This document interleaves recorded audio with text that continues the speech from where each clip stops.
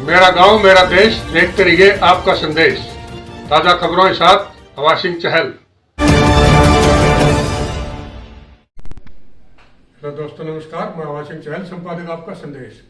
दोस्तों, आज हिसार के गुरु जम्बेश्वर यूनिवर्सिटी के चौधरी रणबीर सिंह सभागार के अंदर मुख्यमंत्री हरियाणा श्री नायब सिंह सैनी ने एक बहुत बड़े आयोजन को संबोधित किया। आज स्थानीय निकाय जितने भी चेयरमैन और एमसीज हैं, सभी नगर पालिका, नगर परिषद और नगर निगमों के, यानी कि स्थानीय सरकार, तो उस विभाग के सभी अधिकारी, कर्मचारी और जितने भी एमसीज हैं, मेयर हैं, डिप्टी मेयर हैं, सब ने वहाँ हिस्सा लिया। और इस मौके पर जो कुछ भी मुख्यमंत्री हरियाणा श्री नायब सिंह सैनी ने कहा, आइए मैं आपको लिए चलता हूं और सुनाता हूं उन्होंने क्या कुछ कहा।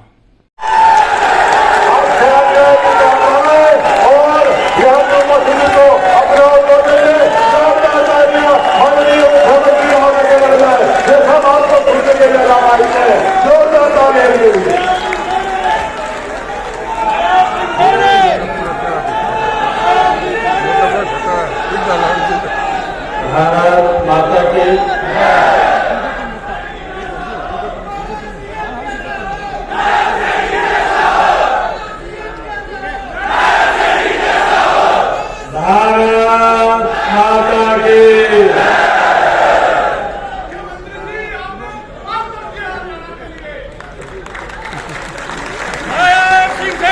Thank you Victor ji, thank you.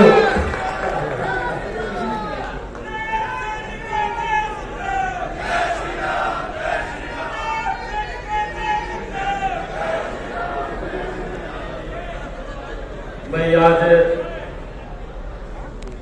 आप लोगों के सुविधाओं के लिए आप काम को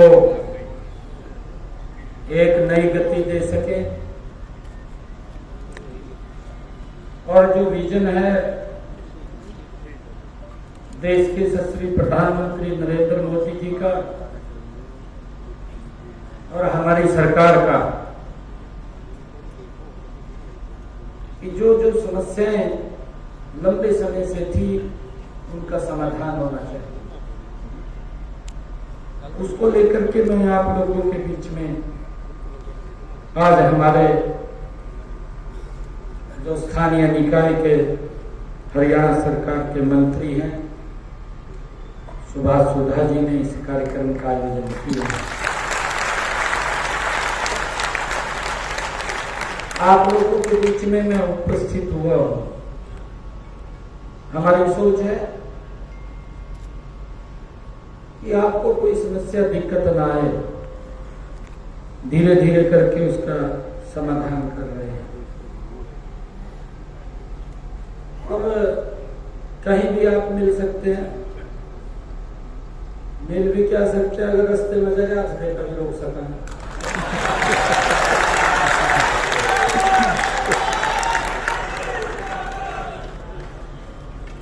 जब इतनी पावर आप लोगों के पास है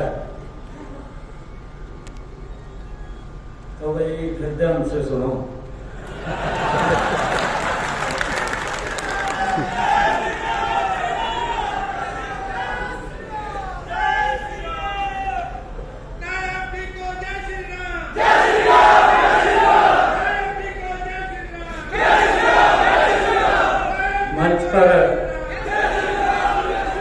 मंच पर विराजमान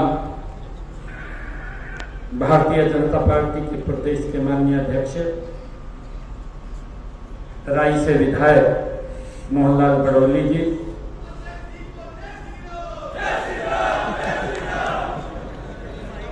पूर्व में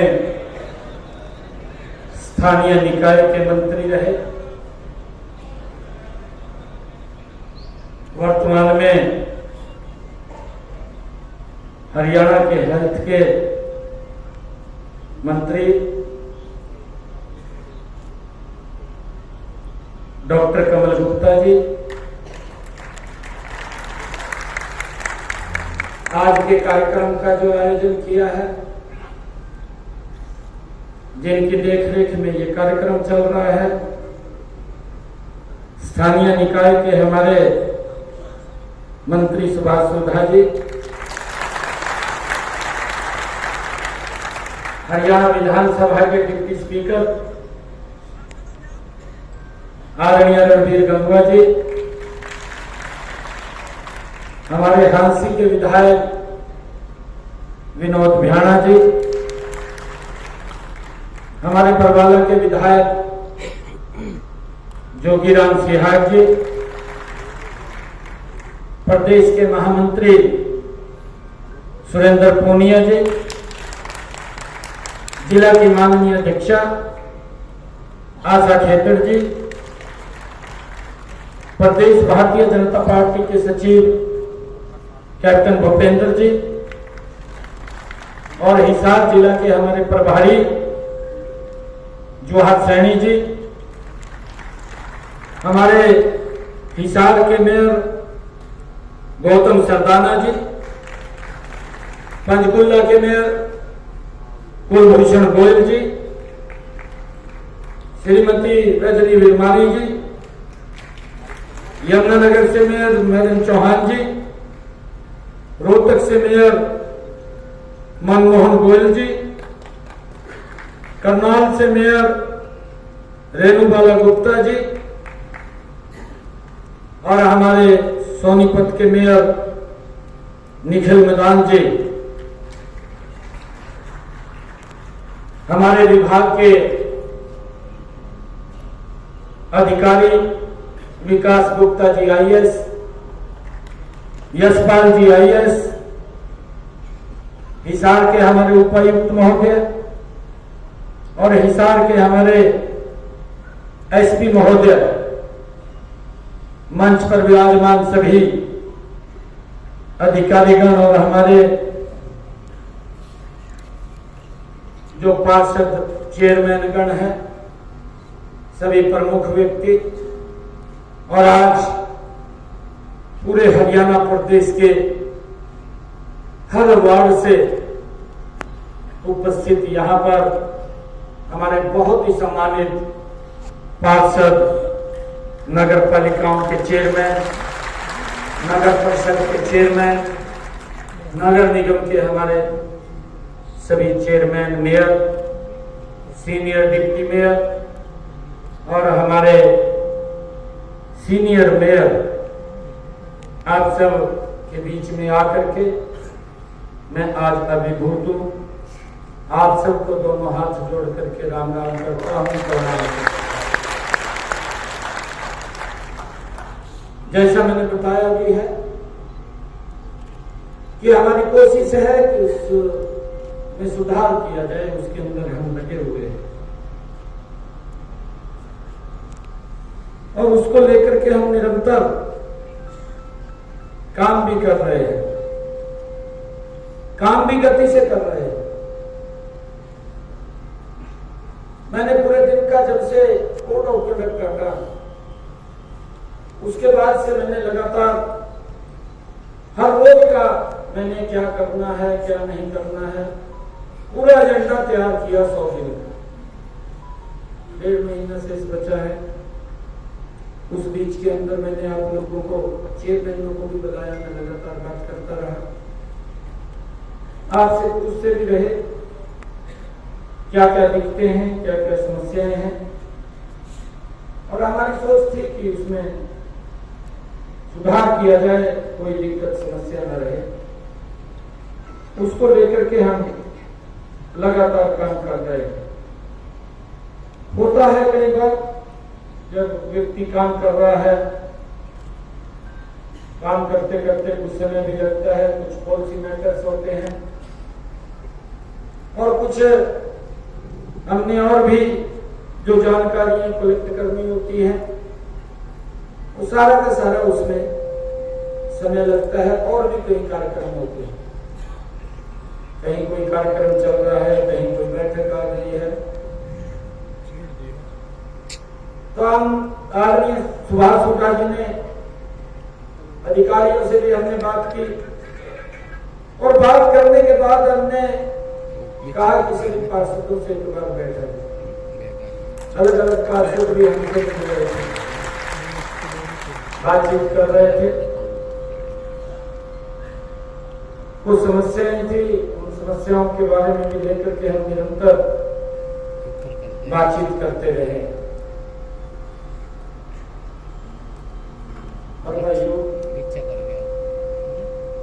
एक बात तो कह रहा हूं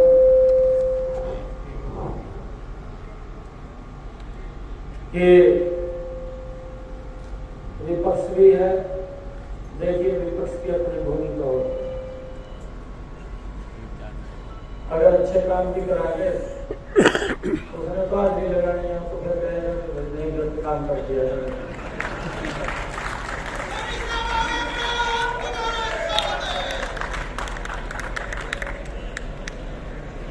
मुझे आप लोगों के बीच में बताते हुए ये मैं बड़े खेद के साथ बात बता रहा हूं कि जिन लोगों के बही खाते खराब हैं वो आजकल निकल के कहा साहब हो गए।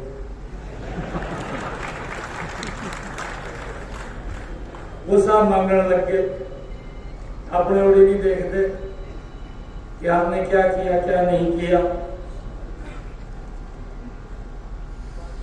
जनता ने हिसाब दे दिया, क्योंकि बड़ा प्रयास कराया, बताने के लिए कुछ नहीं था। जब बताने के लिए कुछ नहीं होता तो फिर झूठ का सहारा लेते हैं, और झूठ होता है कि चलो भाई तीर लग गया तो ठीक है, और नहीं तो चल ही रहा जिस तरह चल रहा। झूठ बोल दिया, कतार उठाई ली उस पवित्र संविधान की जिसको डॉक्टर भीमराव अंबेडकर जी ने बड़ी मेहनत के साथ उस कमेटी ने उसको तैयार किया। जो मसौदा वो तैयार हुआ था, जब कुछ बताने के लिए नहीं था तो वो कतार उठा ली भी भाई अगर मोदी तीसरी बार बन गया संविधान को खत्म कर देगा, आरक्षण को खत्म कर देगा। बड़े लोग हैं हमारे, बात में आ जाते हैं, कई बार कुछ लोग बात में आ गए और बात में आए तो उसका कोई बड़ा असर नहीं पड़ा, और बड़े मैंडेट के साथ आप सबके आशीर्वाद सहयोग से वो भारत मां का लाल जो लगातार दिन रात भारत को नई ऊंचाइयों के ऊपर देखना चाहता है, वो तीसरी बार इस भारत की सफल हुई। और मुझे खुशी इस बात की है कि जब शर्त लेकर के वो कुर्सी के ऊपर बैठा, उसने कलम उठाई, और जब उसकी कलम भी चली तो पहली बार बैठते ही कुर्सी के ऊपर उसकी कलम किसान को लाभ देने के लिए चली।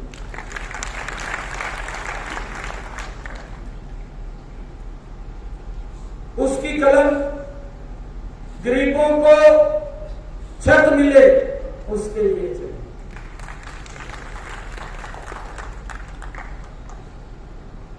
ऐसा व्यक्ति जो जिसके मन के अंदर पीड़ा है कि हमें सुधार करना है,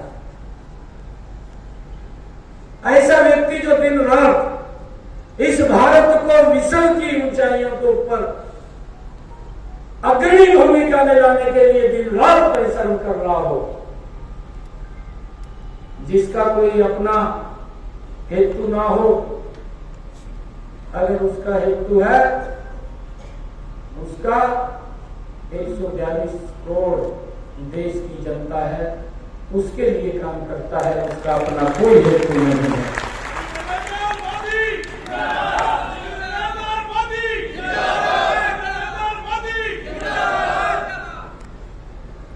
और फिर दोबारा फिर हिसाब मांगना शुरू कर दिया। हिसाब मांगे फिर है कि वे हिसाब भाई हिसाब दो। जनता ने हिसाब किताब कर दिया, तीसरी बार माने विपक्ष में बैठा दिए। एक शेर याद आ रहा है, दिल में कसक और चेहरे पर नकाब लिए फिरते। दिल में कसक और चेहरे पर नकाब लिए फिरते हैं, जिनके खुद के खाते खराब हैं वो हमारा हिसाब लिए फिरते हैं।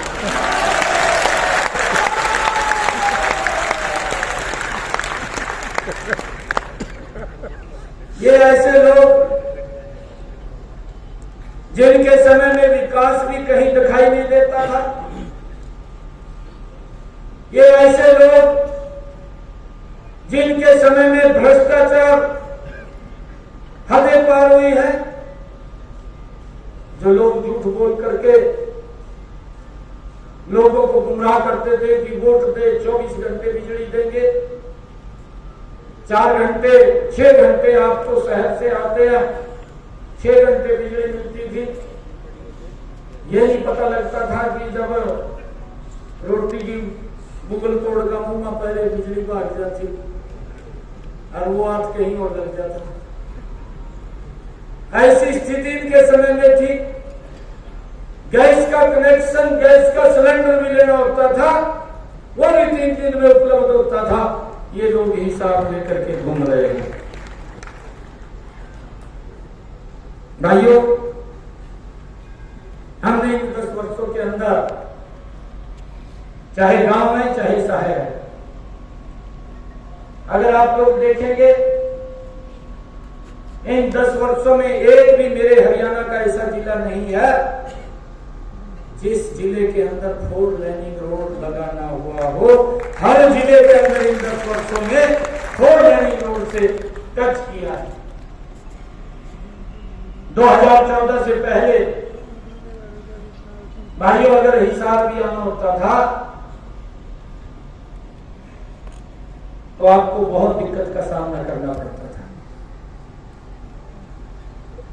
आज हिसाब से डायरेक्ट चंडीगढ़ और इधर राजस्थान के लिए 4 लेनिंग रोड है। आज हिसाब से सिरसा पंजाब और पंजाब से सीधा दिल्ली को टच करने वाला 4 लेनिंग रोड है। आज हांसी से, नागौर से, राजस्थान से अगर हम बात करें, बम्बे से सीधा चंडीगढ़ को जोड़ने वाला 4 लेनिंग रोड है। आज गति से दिल्ली से कटरा मां वैष्णो देवी को जोड़ने वाला 6 लेन ग्रीन फील्ड एक्सप्रेस वे भी गति से बन रहा है, जिसका अभी 1 साल के अंदर ही उद्घाटन हो जाएगा। ये काम की गति। हम सब बड़े जिम्मेवार लोग बैठे, देश के अन्य स्थान के ऊपर था, दुनिया के अंदर हमारी आर्थिक स्थिति डगमगा रही थी और हम 11वें स्थान के ऊपर थे। परंतु इन पिछले 10 वर्षों के अंदर देखते देखते मोदी जी के नेतृत्व के अंदर ये भारत दुनिया के 5वें स्थान के ऊपर आर्थिक रूप से आकर के मजबूती देता है। प्रधानमंत्री जी ने संकल्प लिया कि हम इसको 2027-28 तक दुनिया की तीसरी आर्थिक शक्ति के रूप में भारत को ला करके खड़ा कर देंगे। यह संकल्प नरेंद्र मोदी जी का है। भाई, इसके पीछे की भी ताकत है। ये कोई 11वें स्थान से आकर के 5वें स्थान के ऊपर खड़ा हुआ है, या 5वें से हम तीसरे स्थान की बात कर रहे हैं। आइए, इसके पीछे की भी बड़ी ताकत है, बड़ी शक्ति है। मैंने जिसका जिक्र किया है, रोड के इंफ्रास्ट्रक्चर के अगर देश के अंदर कुछ पैरामीटर्स होते हैं जिसको मापते हैं, आंकते हैं, देखते हैं। हमारे देश के अंदर रेलवे की कनेक्टिविटी अगर इन 10 वर्षों के अंदर देखें, आधुनिक सुविधाओं से सुसज्जित वंदे भारत जैसी ट्रेन अगर देश के लोगों को मिली है, इन 10 वर्षों के अंदर मिली है, तेज गति से चलने वाली मिली। आज चाहे एयर कनेक्टिविटी की बात करें, मैं तो धन्यवाद देना चाहूंगा आदरणीय प्रधानमंत्री जी को, आदरणीय मनोहर लाल जी को, जिन्होंने हिसार जैसी सिटी के अंदर भी अगस्त तक यहाँ पर जहाज उड़ना शुरू हो जाएगा, यहाँ पर भी महाराजा अग्रसेन एयरपोर्ट गति से बन रहा है, जिसके दूसरे चरण का मैंने उद्घाटन कर दिया है। जब तीसरे चरण का उद्घाटन होगा तो माननीय प्रधानमंत्री जी यहाँ आने वाले हैं। जब अगर यहां से जहाज उड़ेगा, इस क्षेत्र का तो विकास होगा, परंतु इसके साथ साथ पंजाब और हमारे राजस्थान के लोगों को भी यहां पर सुविधा मिलेगी। ये कनेक्टिविटी की बात है, दुनिया से हिसार जुड़ रहा, यहां से दुनिया में लोग जाने वाले हैं। ऐसा सेक्टर देखते ही देखते 10 वर्षों के अंदर ये हमारे सामने खड़ा हो गया है। विकास की गति तेज हो, हमारी सरकार ने ये निर्णय किए हैं, चाहे जीएनडीए बनाने की बात हो, चाहे पीएनडीए बनाने की बात हो, चाहे एचएनडीए बनाने की बात हो, और चाहे एसएनडीए बनाने की बात हो। जो हमारे मेट्रोपॉलिटन डेवलपमेंट अथॉरिटीज हमने जो बनाई है, उससे विकास की एक नई गति इसके अंदर बनी है। ये सरकार के निर्णय, जिससे कि हमारे हिसार हो, पंचकुला हो, सोनीपत हो, फरीदाबाद हो, एफएमटी हो, फरीदाबाद के अंदर भी हमने इनमें मेट्रोपॉलिटन अथॉरिटी बनाई है, जिससे विकास की गति तेज हो। उसको लेकर के हमारी सरकार काम कर रही है। परंतु कुछ लोग हैं, विपक्ष के लोग हैं, उनको कोई काम दिखाई नहीं देता। क्या काम किया है अपने समय के अंदर, मैं तो बोलता हूं कि बताने का काम करें। अरे आज एक गरीब परिवार का बच्चा हरियाणा सरकार के अंदर ICS अधिकारी लग जाता है, बिना पर्ची बिना खर्ची के लग जाता है। ये कल्पना से परे की बातें हैं। आज अगर सुधार हुआ है इन 10 वर्षों के अंदर, एक बड़ा सुधार हमारी सरकार ने, डबल इंजन की सरकार ने किया है, ताकि इस बात को समझना हो। मैं कल पास आउटिंग, हमारे जो पुलिस के जवान जिन्होंने अपनी ट्रेनिंग पूरी की है, कल पास आउट हुए हैं। कल मैं सुबह रोहतक में था और मेरा मन बड़ा गदगद हो रहा था। उनके माँ बाप बैठे थे, उनके रिश्तेदार बैठे थे, बड़ी संख्या के अंदर लोग आए थे, और मैं ये देख रहा था कि ये पहली बार अगर कहीं हुआ है, ये भारतीय जनता पार्टी की सरकार के अंदर हुआ है कि 1365 बच्चों ने पास आउट किया। उनके बीच में बोल रहा था, एक भी बच्चा किसी को 5 पैसे देकर के नहीं लगा। ये कमाल अगर हुआ है तो भाइयों, ये इस सरकार के अंदर हुआ। नहीं तो रेट खुलते थे, जो हिसाब मांग रहे हैं उनके समय में रेट खुलते थे। 1365 बच्चों को कैलकुलेशन कर लीजिए आप, 5 लाख का भी खुलता था, 10 लाख का भी खुलता था, 50 लाख का भी खुलता था, द्वार जी बता रहे। और इस प्रकार की स्थिति थी भाई, क्योंकि मैंने तो देखा अपनी आंखों से, इनके समय में अगर 5 लाख का रेट खुला, 5 लाख 1 रुपया भी ज्यादा देने वाला है, जो 5 वाला रह गया, 5 लाख 1 रुपया लग गया। आप ये देख लीजिए कि भ्रष्टाचार किस गति से उनके समय के अंदर था।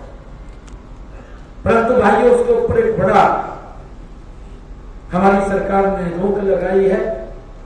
आज मैं गर्व के साथ ऐसा व्यक्तित्व यहां पर बैठा है, प्रबुद्ध जन बैठा है, जो हमारे वार्ड का हो, चाहे हमारे सिटी का, शहर का हो, प्रथम नागरिक बैठा है।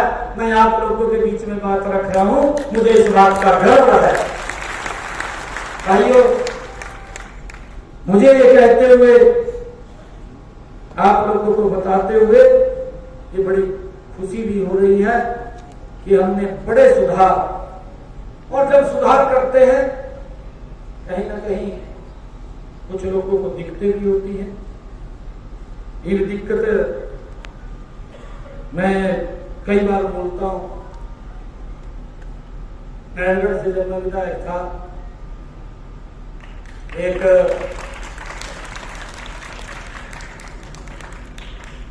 कांग्रेस की नेत्री है, तब मेरे को बैठ गया। मैंने कहा क्यों बैठी गई, मैं पूछने लगे भैया क्यों बैठ गया, तो कहने लगे, कहा जी किसान की जेब में से पैसा काट लिया। मैं कहा वो पैसे काट लिया, पूछो मगर इसको कैसे काट गया। वो कहने लगे प्रधानमंत्री फसल बीमा योजना लागू करें और किसानों का बड़ा नुकसान होगा। हमने कहा ये एक अच्छी योजना मोदी जी लेकर के आए, अरे इसका भी विरोध कर रहे, बड़े ये दिक्कत की बात है। मैंने उसको कई बार पूछा, आज मैं आप लोगों को बता रहा हूं, आज भी बात उनके पास जाएगी। उधर ने तो बैठ गए, अपनी तरफ नहीं देखा। 10 साल उनकी सरकार रही, किसान की फसल के खराबा हुआ है, कितना मुआवजा मिला? 2 रुपए, 5 रुपए का चेक दिया गया, भद्दा मजाक किया गया, उसको भूल गए। 1100 करोड़ रुपया दिया 10 सालों के अंदर, और हमारी सरकार ने आकर के किसान को भाई 12,500 करोड़ रुपया अगर किसान की फसल का खराबा हुआ है उस तक पहुंचाने का काम किया। मुझे ध्यान में आया, जब मैं विधायक बना था, हमारे वहां से एक नारायणगढ़ में तेल की इंडस्ट्री थी, सरसों के तेल की, उसमें आग लगी, तेल बहुत था। और वो जो इंडस्ट्री थी वो जहां पॉपुलेशन थी उसके नियरेस्ट कॉलोनी बड़ी डेवलप थी, उनके नजदीक वो फैक्ट्री थी। मैंने कहा हमारी नुकसान हो जाएगा। मेरे को पता चला कोई 12 बजे रात, मैं 12 बजे उठा, काफी नुकसान न हो जाए, मैं सीधा नहीं चला गया। मैं जाकर के देखा कि आग तो बहुत ज्यादा लग रही, तो मैंने फोन किया फायर ब्रिगेड। फायर ब्रिगेड ने, ये शुरू की बात है, फायर ब्रिगेड ने, मैंने अंबाला फोन किया, अंबाले से 3 गाड़ियां उन्होंने भेजी, उनके पास 3 गाड़ियां, डिस्ट्रिक्ट का हेडक्वार्टर। मैंने फिर हमारे पड़ोस में नहाना है हिमाचल प्रदेश, रात को हिमाचल प्रदेश के डीसी को उठाया। मैंने उसको कहा, महाराज जी आपके पास कुछ गाड़ियां होंगी, यहाँ इंडस्ट्री जोन है, आपके पास आग लगती है, भयानक आग लगती है, आप गाड़ियां भेज दीजिए। वहां से उसने भेजी 3-4 गाड़ी, और गाड़ी और आग फिर भी काबू में नहीं आई। एक दूसरी गाड़ी वो कहने लगे कि आग तो उससे बुझेगी और थर्मोकोल उससे आग बुझेगी, तो उसका पता कराया वो गाड़ी कहां चली जाएगी, तुम्हारे यहां तो थी नहीं। तो मैंने चंडीगढ़ फोन किया, मैंने चंडीगढ़ के अधिकारी को उठाया रात को, मैंने कहा कि आग लगी है और आप गाड़ी भेजिए। रात को उसने गाड़ी भेजी, तब जाकर के रात के 3 बजे से आग के ऊपर काबू पाया गया।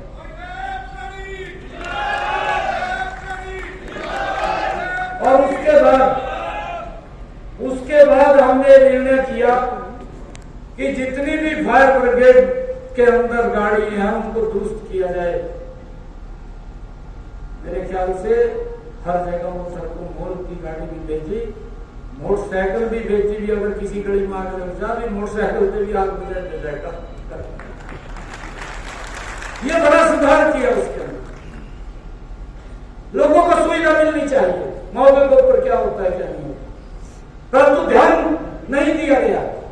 लोग जूझते रहे समस्याओं से। परंतु आज मुझे खुशी है आप लोगों को बताते हुए कि लगातार हमारी सरकार ने भाइयों ये काम किए हैं, लोगों को सुविधाएं पहुंचना, लोगों तक सुविधाएं देना। और भाइयों एक बात और कह रहे हैं, मैं कई बार सुनता हूँ, मैं बोलता भी हूँ, आज भी आप लोगों के बीच में कह रहा हूँ, मैं अधिकारियों को बोलता भी हूँ, देखिए अधिकारियों का और हमारा जो नाता है वो नाता नाखून और उंगली का है।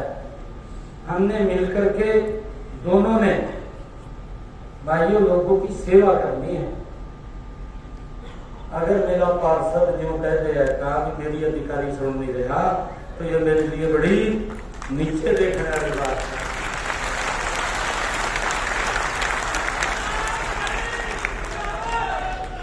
मैं 24 घंटे बाद सुनता हूँ, मैं आज से नहीं, मेरी आदत है। मैं जब विधायक था तब भी बात खुली सुनता था, मंत्री बना तब भी खुली सुनता था, मेरे दरवाजे कभी बंद नहीं हुए। सांसद बना तब भी नहीं, मैं कभी ये नहीं रात को 12 बजे भी अगर कोई व्यक्ति कई बात सुनो उसकी कोई दिक्कत होगी और कई बार इस तरह भी आ जा हमने भी कह दिया एक दिन मगर 24 घंटे दरवाजे खुले हमने कह दिया दो करते आए 5-6 जने और रात के 12:30 बजे मेरे से बताया कहा जी कुछ लोग भेजने वाले आए। मैं कोई बात नहीं, चाय से पिलाओ, मैं आ रहा हूँ। तो मैं गया 10-12 जने तो मेरे को कहने लगे, मैं बताओ जी आदेश करो। मैं क्या कहना जी आदेश तो कुछ नहीं ला रहा, पर देखने आए भी कहा 12 बजे मिल भी गए या नहीं।